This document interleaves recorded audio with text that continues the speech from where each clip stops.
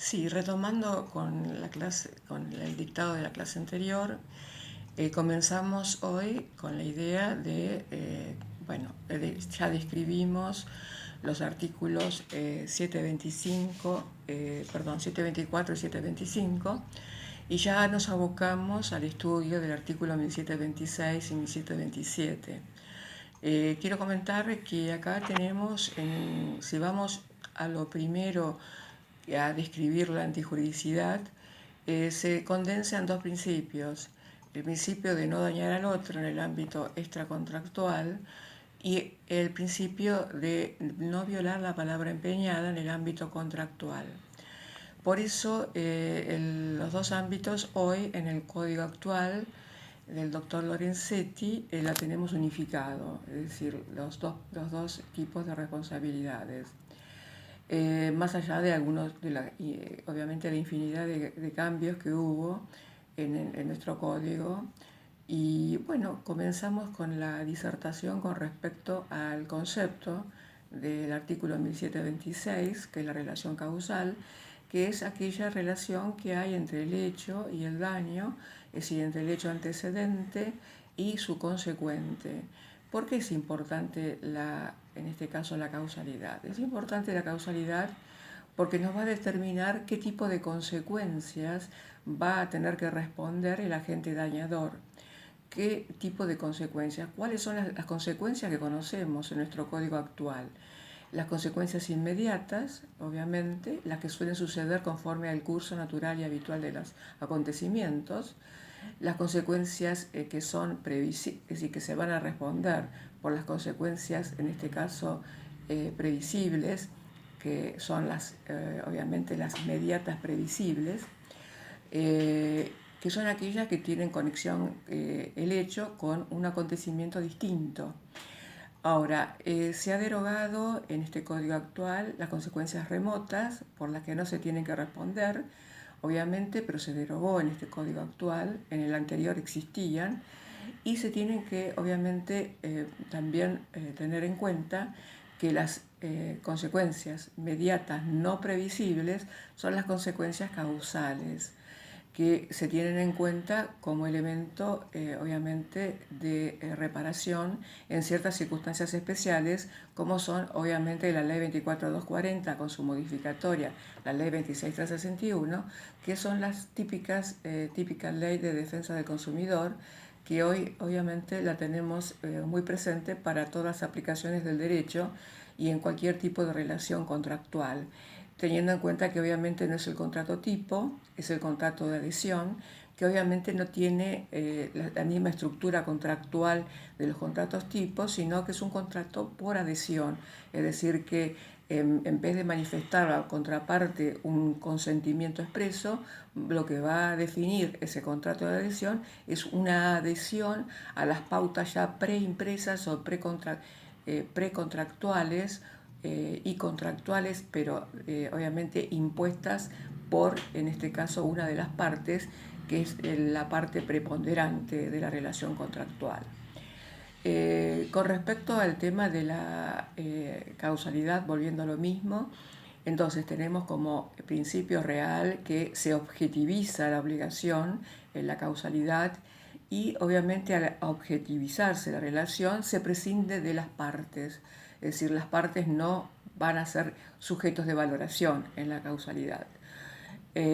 Otro de los temas importantes es la cantidad de elementos filosóficos, de teorías, que obviamente fueron antecedentes de la actual teoría que adhirió el Código Civil.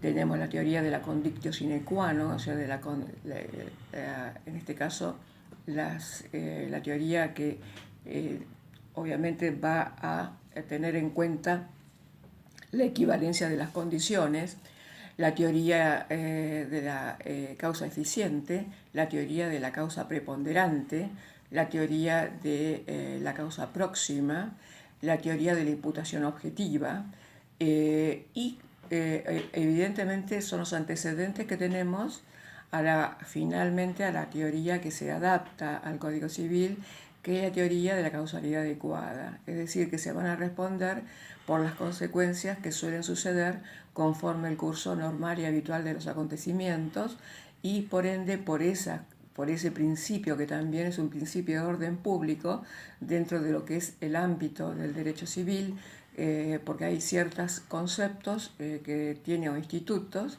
que son considerados principios de orden público, que obviamente en este caso lo tenemos que tener en cuenta para otros institutos del derecho.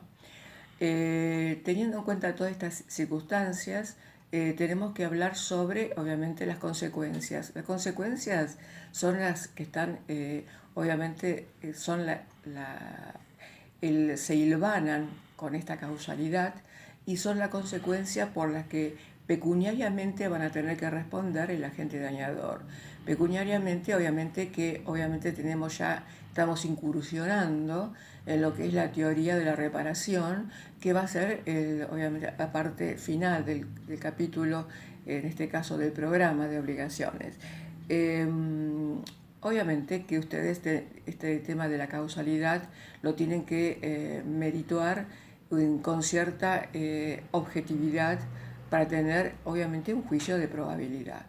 En este caso tenemos otro orden de apreciación en cuanto a la causalidad. Tenemos la causalidad, en este caso contractual. La causalidad contractual ya deja de ser una causalidad de interpretación abstracta. Muy por el contrario, lo tenemos que la causalidad en la parte contractual es simplemente a lo que ha ceñido el contrato en su ecuación histórica de contratación.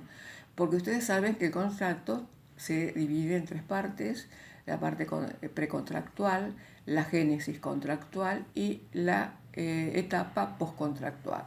En todas esas etapas, el incumplimiento de ciertas circunstancias que están pautadas en ese contrato van a ser, obviamente en este caso, responsables de los daños y perjuicios.